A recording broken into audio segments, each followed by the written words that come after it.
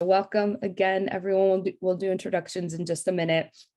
But this is the first. So Arwen and I are really excited. Well, I'll speak for myself.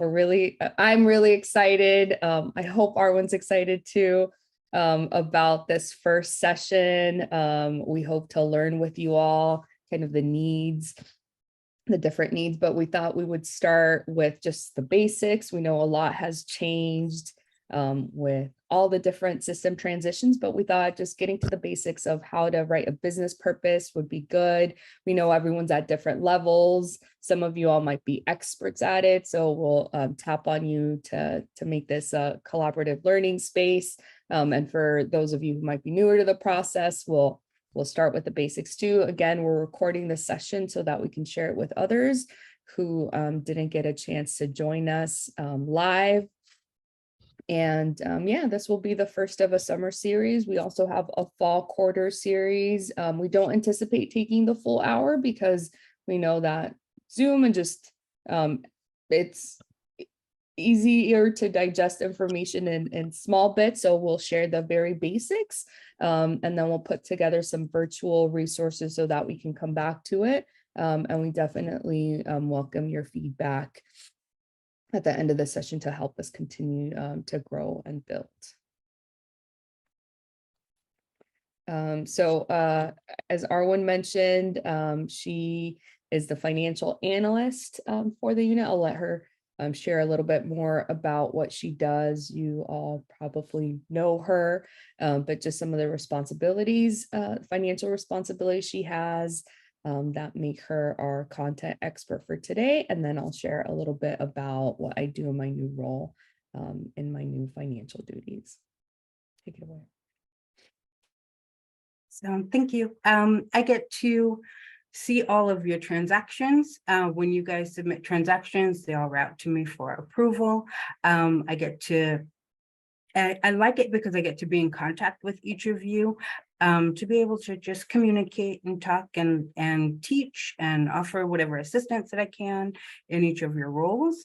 And I get to meet with the center directors who go over all of your center's budgets and be that person who gets to meet with each of you and with the office of EDI in order to go over our annual budgets for the annual budget season and be able to go over all of your finances for fiscal close. So that's just in general, some of my responsibilities. I'm happy to be able to just take a moment to go over what a business purpose looks like and to be able to help you guys so that just so that you can be better equipped in each of your roles and being able to get through and do all of your reimbursements.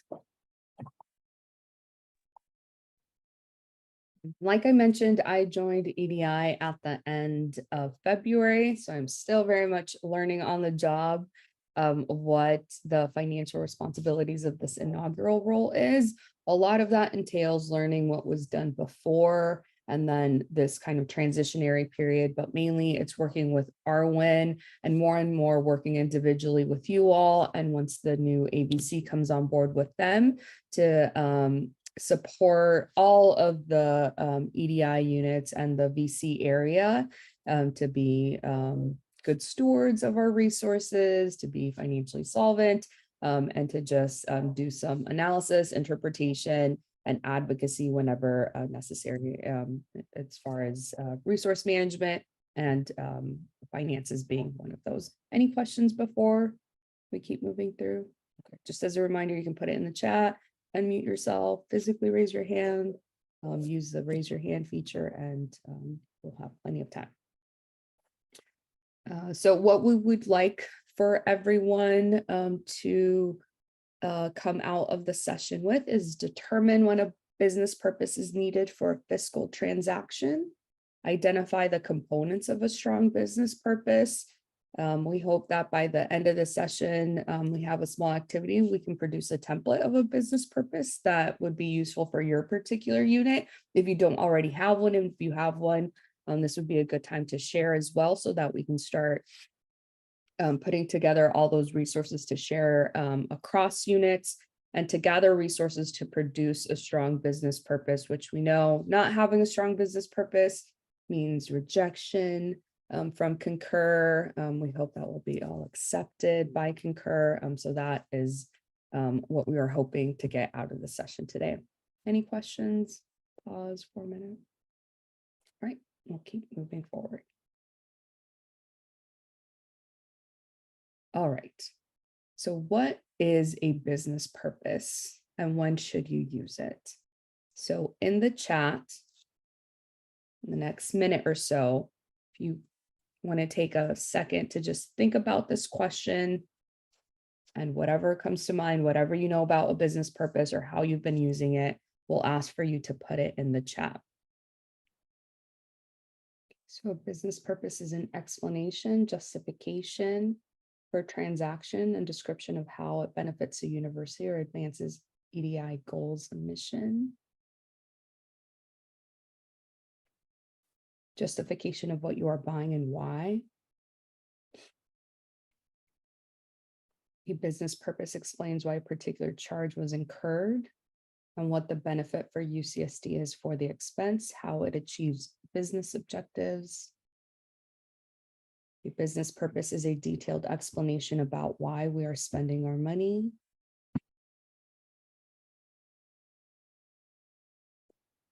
Justification of spending and its connection to the work we do or we're supposed to do, and using it anytime you spend money.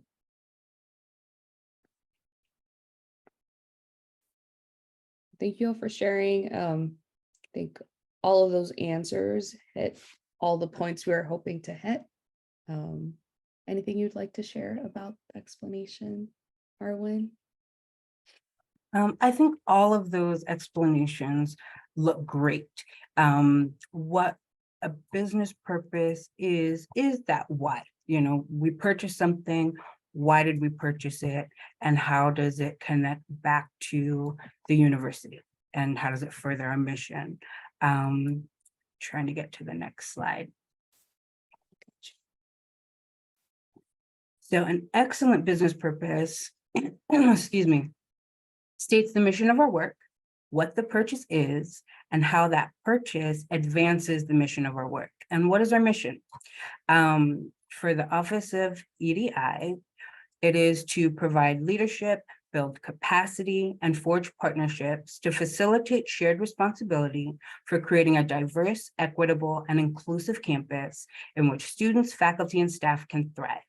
And just something to think about is, have you reviewed the mission of your office, the mission of your resource center, the mission of the entire school of UCSD, and the mission of the specific programs that we're running?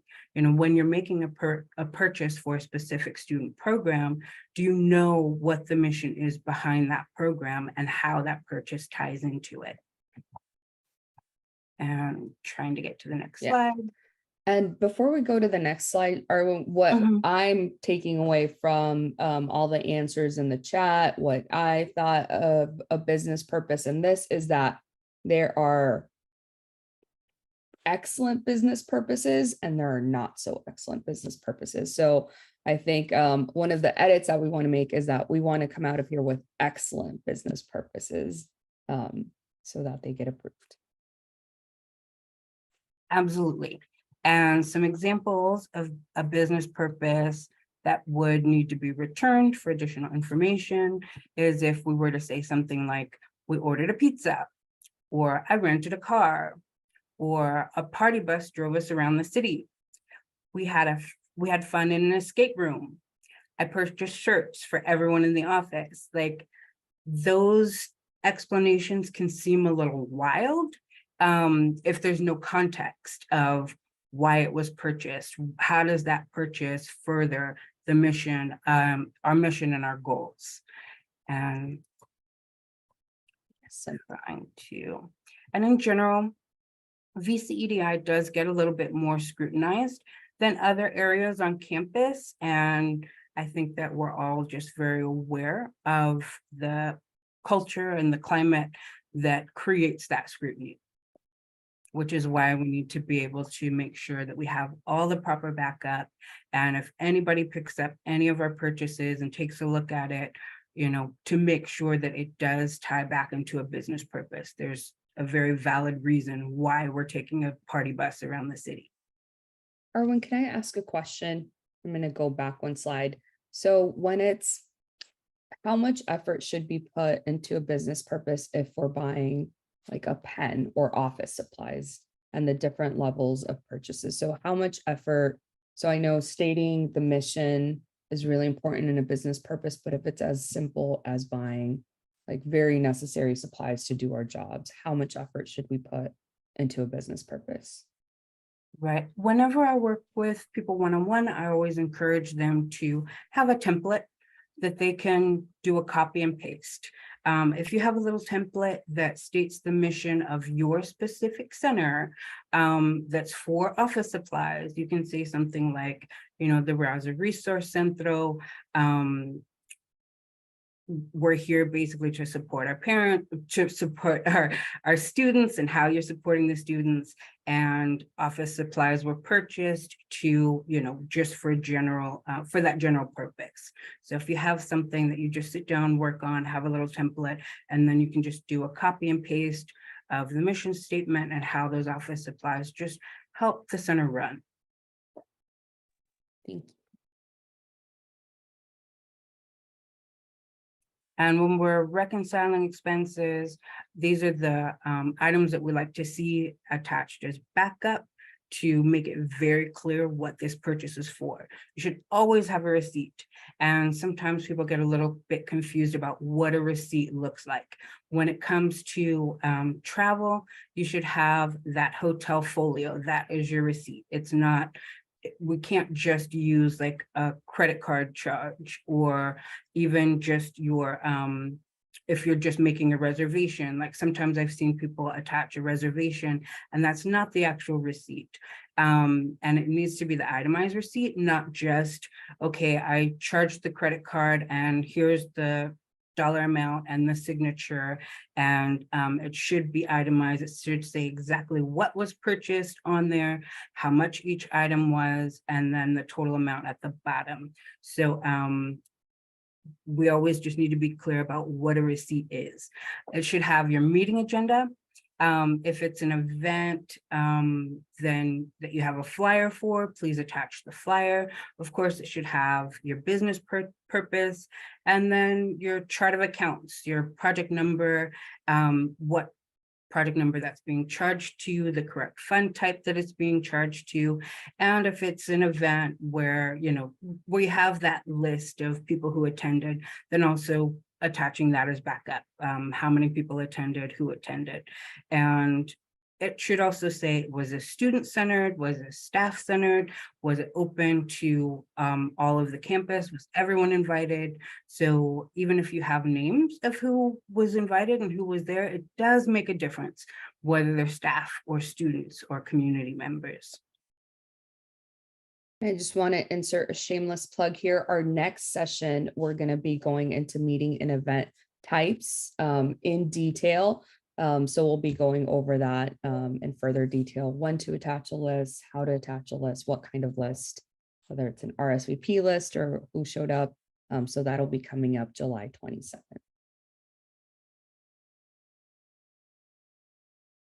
Thank you. And then these are just some common types of Concur events. Business and technical would be staff business administrative or formal, staff hosting non-UCSD guests. If we bring guests on campus and we're having a meeting with them, then that's a business technical meeting. And same as a staff meeting off campus would be business technical meeting. We do have a classification for social events and program activity, and that's a large part of EDI's budget for the student-centered programs. And the student-centered programs do include the interns, or student interns. And it depends on what type of event it is as to whether the student interns would count as a student-centered program or if it would count as staff. And the staff that would count as a student-centered program when it comes to our student interns is, are they learning about like how to administer social justice programs? That's part of our programming, that's part of our work. That would be considered student-centered. If it's something like morale building that we see once a year, like going to having our holiday parties, that sort of stuff, then that in that role, they would be considered as staff. So sometimes you have to just kind of talk to your resource director, your center director, to be able to look and think about, is this is for student interns, would this be considered a student program or a staff? So sometimes that can be tricky. And then employee morale building, again, that's employee appreciation. And it's just not very often that we do that. It's usually like the end of year parties that we would have and gatherings for the appreciation events. Sean, did you have a question? I do. Over the years, this has been a sticky point, so I wanted to make sure we had as much clarification as possible. Often centers and spaces do community-based events where, for example, we welcome the LGBTQI plus community to the LGBT Resource Center for a thing.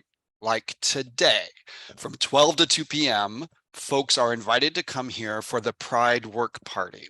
There will be students and employees. I cannot predict if there will be more students or employees and students. I also can't force them all to sign in particular, folks that are coming to the LGBT Resource Center due to issues related to them being documented. It's always been a thing. And so when I'm trying to determine the best way to describe the business purpose of that, and when it falls into, is this a student program or is this an employee program? When I have such a blended experience there, my default has been to say we are a student-centered university, right? And this space, the primary users of this space are undergraduate students. So even when employees are here in a community-based event, it is a student thing, unless we're doing an event that is for staff and faculty, right? Because then it's not a student and won't be a student thing. And that's how I've approached it. But I wanted to put that out into the universe because I think it's common across many centers in terms of how we will approach how we do our work. And sometimes that can then get confusing, right? But there'll be some employees there and not just the staff that are working it, right? But there will be some employees in community. So I just wanted to put that into the universe and then see if there's any clarification or if we need to do anything further as we start to craft business purposes well and put them in the right place to make sure that we're documenting things in ways that accurately capture our work. Absolutely. Thank you for sharing that. And that's where it does get a little bit tricky. We have to look at, okay, what's the intent of this program? Was it built and centered around the students? Was it built and centered more around the staff? Or was it built and centered more around campus, just open campus community? So I think that's where you have to look at the intent and look at like who shows up. Because obviously when we have student-centered programs, staff is still open for staff to be able to come. Our campus community is open. It's still open for community members to be able to show up and stuff like that. But really, what's the intent behind the program and how was it built? That's what I would look at. And Jess, I see your question. And just so you all know, I'm taking notes as well. So when at the end of the session, I'll put together some slides just so that we remember for our collective memory to reference that intent really matters when there is a blurry line. So Jess, do you want to go ahead and yes, thank you. My question, pretty simple one. When we have a situation where we have a meeting where we would have our students, staff present, that's also appreciating them, what would the default category be for that if it's a bit of both? So you have an agenda with the meeting, but you're also appreciating them in kind of equal measure, where you need to cover business, but you also want to have some kind of gratitude appreciation built into that.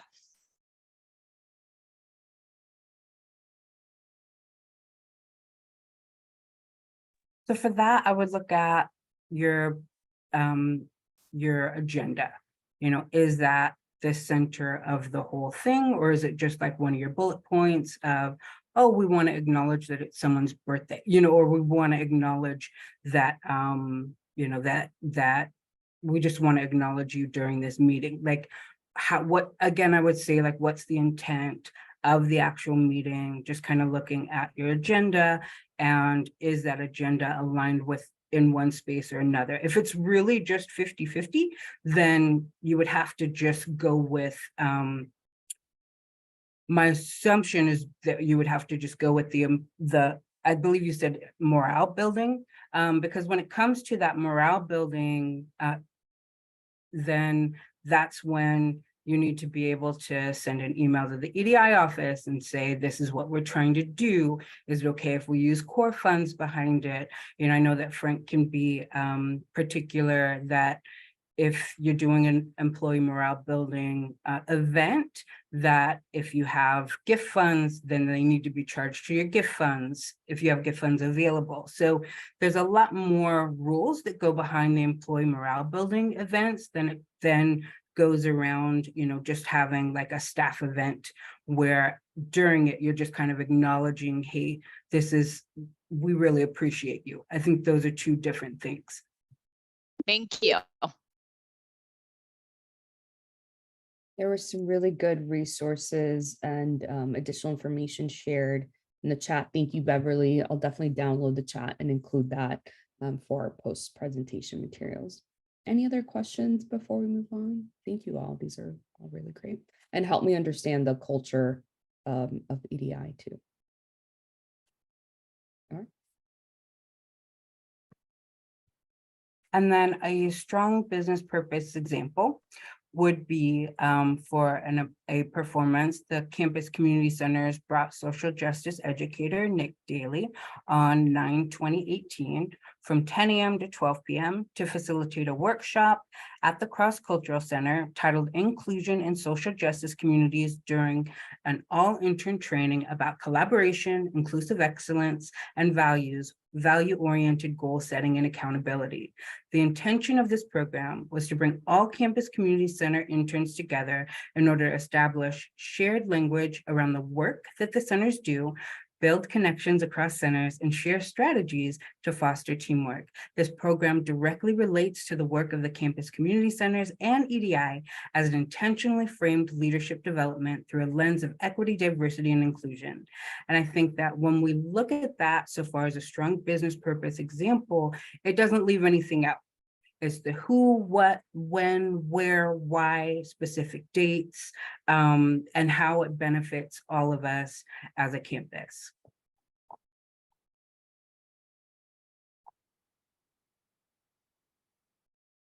And another strong business purpose example, the Transfer Hub purchase snacks available for student consumption.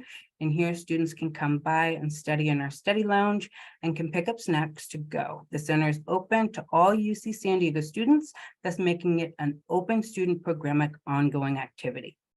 So it says who it's for, what it is, why we purchased it, which makes it a good business purpose example. Do we all have an idea of what a strong business purpose is, what it's not? Are we feeling better about it? I know I'm feeling better about it. I wanted to clarify that many things just repeat themselves over and over. And once I see some examples of strong business purpose, can I just keep cutting and pasting, cutting and pasting, cutting and pasting with date, time?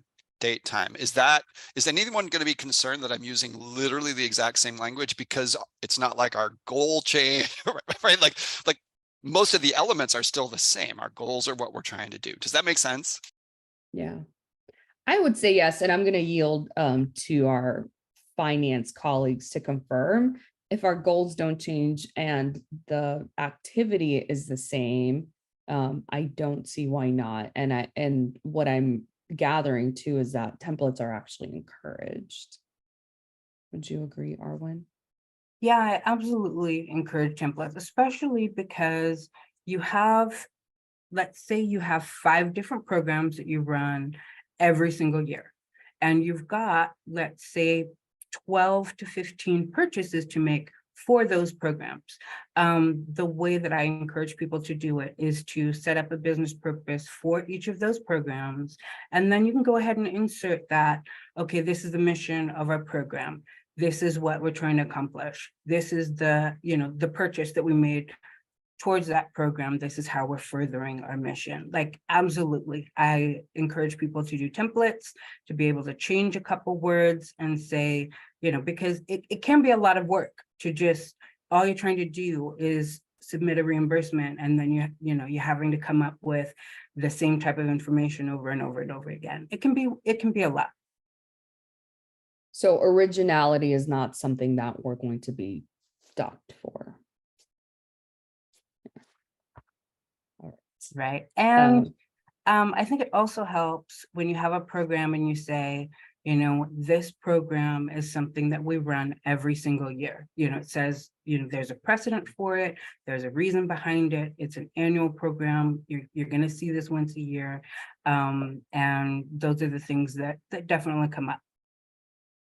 Beverly, I did just you have typed this something out. to share? Oh, go ahead. Oh, I'm sorry. Yeah, I was going to say, I That's just okay. typed this out and I'll put it in the chat, but I'll just say it too, which is I encourage folks to reread their business purposes with like an external auditor hat on, right? So does the business purpose make sense to you if you don't know anything about UCSD's culture, right? So that means acronyms should be spelled out, because an external auditor is not going to know what SACNAS is or NASPA or things like that, right? So if you have that external auditor hat on and you read the business purpose and it makes sense to you, then it's probably good, right? You just want to make sure you're not using kind of insider language or abbreviations or things like that that wouldn't make sense to someone on the outside.